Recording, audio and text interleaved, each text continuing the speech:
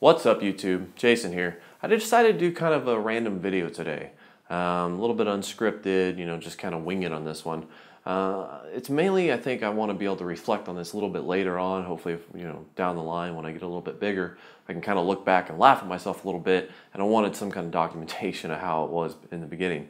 So as I've been going through starting this channel, and I'm still starting this, I'm only a few weeks in. So, it's not like I think I'm big or anything like that. I understand. But as I've been starting this channel, I've been trying to set up my video and audio better as I went along. And looking back at my previous videos, I can tell myself getting just a little bit better, every video. Whether it be the camera quality, the lighting, the backdrops, whatever it's been, I've been getting just a little bit better each time. And, I find that intriguing because I basically started with a little bit of knowledge. I did go to college for some video production, but that was years ago. And I've been using some Google research and some aspiring to try to be other YouTubers out there and kind of seeing what they do and how they light and what kind of microphones they use, etc. So I've been kind of evolving as I go along, and it's kind of intriguing to me of what I've done to get there. So today I'm going to go over some of the things that I've put together and show you just how cheesy it is and a little rough around the edges. I'll kind of explain why I've done it and what I want to do later on, but for right now, you kind of deal with what you got. So my idea with this channel, I never really got into it thinking I'm gonna make any money. I'm really into the technology and the science, and I looked at it this way: if I can make a channel that's successful and actually make some money, I can eventually start upgrading things around me with that money.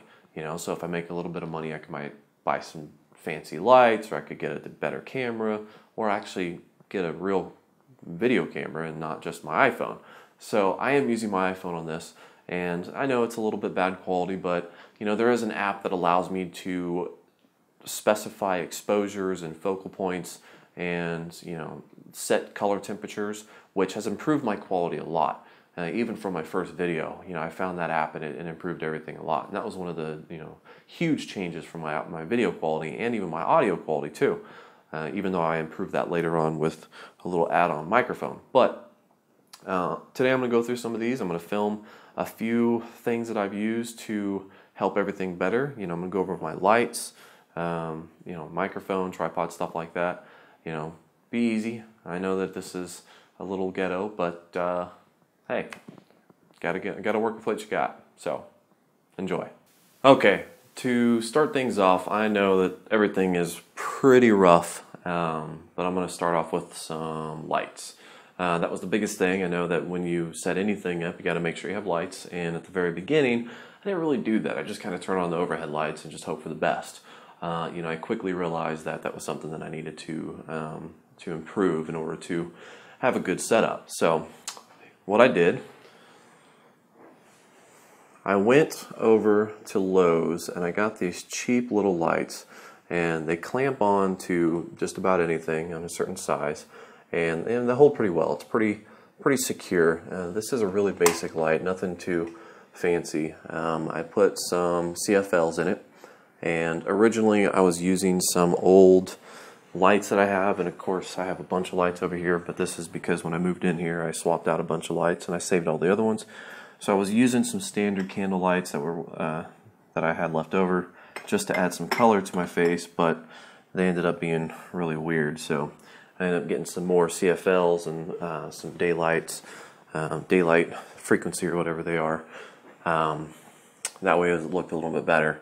And I made a really basic stand with some spare wood that I had. And definitely not very advanced, I know that, but it does hold what I need it to hold, and it works for what I need it to work for. I can use different sizes right there. And even the very beginning, when I got my lights, I used a mug, which I'm still using because it works. So it is what it is. So I made a few of these in different heights. And then the next thing was, after I did this, I've noticed that I had some hard light that I needed to clear up, and you know, I caused some reflection on my green screen that I just painted. Actually, I think I did this after the green screen because I was trying to get an even green screen. So I went to Walmart and I got this. It's basically, it was like $2, and it's meant to go on top of a table and for like a party, you know, like one of those cheap little things. And I wanted to mount that somehow to these lights, and I went to Lowe's and I found these little flags that you stick in the ground for when you're marking off something in your lawn or something. I ripped off the flags and put a little Gorilla Tape right here to hold it to it, and then just taped it right onto it. So yeah, that was actually the second revision method that I used. The first one I got a little overcomplicated, and I realized that I really didn't need to. And that was this one. I made like basically an octagon style holding thing that I thought that I would need just to make it, you know, bigger. You know, I quickly realized that I didn't need to. Actually, here's kind of the downside. Sometimes I have to fix these, which I can fix probably later on with some more duct tape or something. But yeah, you know, I made these little corners and got it all fancy, and just really didn't need that. So that's when I just started taping on, making 4 of them, and it held just as well. So and also I'm using some house lights. So this is an old house light that we just don't use anymore since we moved into the new house. So I put a few on here. You know, I know it's pretty rough. Also have this house light. This is the funniest one because, you know, to use this one I had to basically tape this a few times. I couldn't get it to hold, so I finally put some light cardboard on here and taped it around just so it would hold it up and keep it pointing forward. So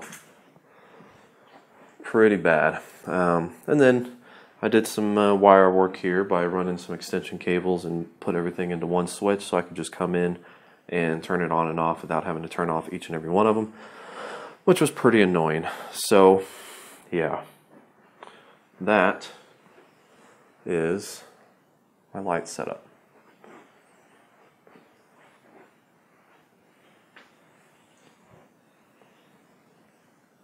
Rough start, but it gets the job done. Alright, now the second thing that I did when early on in my videos I was recording just anywhere in my basement, anywhere that I could get a decent shot just to stand in front of. Alright, I'm going to take a small detour here. This is actually when I first got my lights. I just kind of laid it out in the basement trying to angle them in the right way. I didn't have any diffusers or anything. I was trying to turn my TV into a green screen by playing just a, you know, sell a homemade green screen movie that was like 3 hours long and playing it through Plex. You know, it's a lot more rough than what I have now. I even used a plastic cup before the little piece of metal that I had. I cut out a plastic cup for my stand for my iPhone. So, I mean, I was like here, I was clipping lights onto anything I could. There's the beer mug. Still had beer in it because I was drinking when I was setting them up. I just kind of left it there. Yeah, using boxes and my little chive thing. I mean, just anything I could. And then you can see here I cut out a bowl to hold up my phone. And this was even before I got the new app, so I didn't even have, you know, the higher quality video app either. So definitely getting better as I go along. Deciding to use a spare bedroom for a studio was a big boost too. So you know, that was okay, but I knew that I wanted something a little bit more advanced. So I went to the Lowe's and I got some, I think it was called candy apple green or something, and I painted the wall, or at least most of it. I only got a quarter of a paint, or a quarter of a gallon, because I thought it would be enough, but it wasn't. Kind of ran out. Painted what I could. But it's able to work enough, and as you can kind of see from here, you know, back up a little bit. Right there. It's pretty even. You know, there's some brighter down there, but you know, the way I have it, it's pretty even, and I can crop the side, so that works pretty well, just with what I have. So, candy apple green. If anyone's ever interested, you know, I'll put the paint code in the description. But it works really well, and I don't have any issues. I looked at some fancy paint. It was like $100 or something for a gallon, and I was like, well, I'll deal with it. If it's not perfect, I'll deal with it. And sure enough, it worked out, you know, good enough. So moving on. First, when I was recording, I had basically a really cheap method of propping the camera, and I'll show you here. This is what I made out of the wires to hold up my camera or to my phone, and I would prop it up just like that. I bent it custom, and I would prop it up, and that of course didn't last very long. You don't really have a lot of control. You just kind of hope it doesn't fall. So I went online and I bought a tripod, and I found a bundle while I was looking for a tripod, and this was just a basic, where'd it go? Okay. So it's a basic Ravelli. It was 50 inches tall, and it was really cheap. It was only about 14, 15 bucks. While I was looking for this tripod, I found a bundle that would give me a mount for my phone, like this, right here. Let me see if I can get this to focus. There we go. So I found this little thing that would actually stretch for the iPhone 6, and that worked beautifully. And the only problem I had was the mount or the tripod that I had was 50 inches tall, which I thought would work, but it just didn't work. It was just too short. I found myself looking down at the camera, and I don't like that. So somebody I work with, he had a couple extra tripods that he didn't really use, one of which didn't actually have the top mounting plate. He lost it, so he never really used it just because of that. And he said that I could have it. So drilled a hole, put in another bolt there. Actually, my boss did that at my work, and you know, it just screwed right on. So that works perfectly. It stretches up and gets taller, which is what I need. So this would have worked, and it did work, except I had to put it on top of this box to make it higher. Not a big deal, but it still was kind of ghetto, and it made it a little bit more difficult to get my teleprompter stand. Basically, this is a project that I was doing a while back. I just built a little light up, you know, chive thing just for kicks because I was bored. And I put my iPad up here. I know it's really ghetto, but I put my iPad up here for the teleprompter so I can read off of it. So it made it a little bit difficult to get that height the way it is.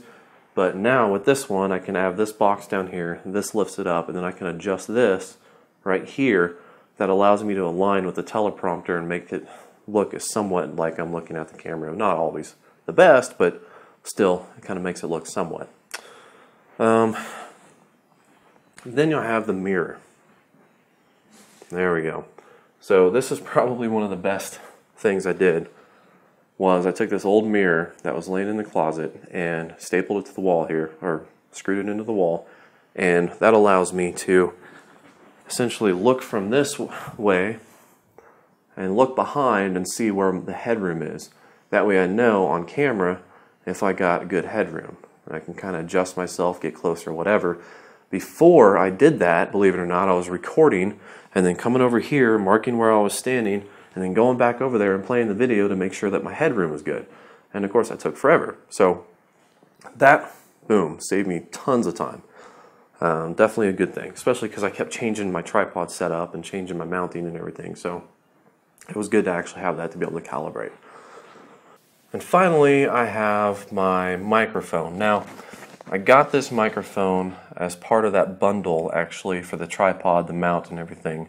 And I just needed something with better quality because screaming at my phone just wasn't doing it, and it sounded really bad and unprofessional. Unfortunately, I bought this microphone, and like 5 seconds after it came out of the package, the little tooth thing just fell off.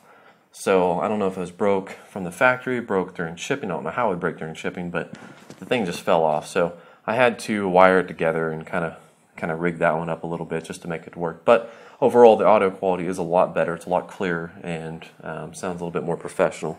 Now, this is what it is. It's a lavalier microphone, Audio-Technica, and there's the model number there. So far it's been a pretty good one. I can say that I can tell that it's cheap. Just, while I was in school I used a lot better microphones. Obviously they had, probably studio quality, but I can say that it's good because, it sounds good, although it does take probably about a +8 to +10 audio gain on top of boosting the microphone on the camera app, just to get it to sound right and level it off with, normal sound. And then also, once you boost it up that much, you do have to throw in some noise cancellation filters on there to, not make it sound so crappy. But combine those two together, sounds pretty good. Maybe later on I will get a better one, but for the moment, this will actually have to do. So, there's my stand, fancy mirror. So there you have it. That's how I got started, or how I'm getting started with my YouTube channel. Some real basic stuff that I bought for real cheap. I probably spent, let's see, $50 on the bundle for my tripod, and it was like $51. And then lights, those things are $8.89 each, plus tax. I got 1, 2, 3, 4. I do know that I spent about $20 on that lamp when I first bought it, and I think that lamp was like $10. So probably spent maybe $120, $110, give or take some change. On top of that was the lights. The lights was like $10 for a pack of 4, and I probably got a couple packages of those.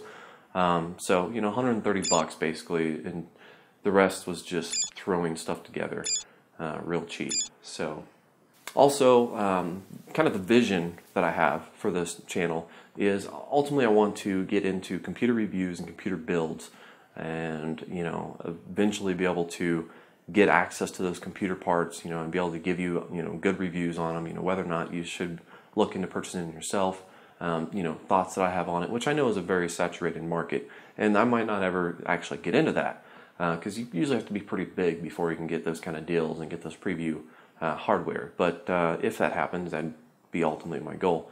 So hopefully that'll work out, and if you're here in the beginning, you might evolve with me and kind of see how I change. And my next big step that I want to do is probably look at maybe a camera, and not just use my iPhone 6. So that'd be pretty cool. And I know it's going to be expensive, but I'll have to wait, see if I actually ever make any money with YouTube, and then if I do, once I earn enough, I can just use that money and buy a camera. So it's all a matter of, whether or not this actually takes off a little bit. So yeah, if you have any questions, please comment below. If you like this video, like it as well. And if you're interested in technology, science, news, or hopefully in the future, which my plan with this is computer part reviews, please subscribe to this channel. Thank you for watching.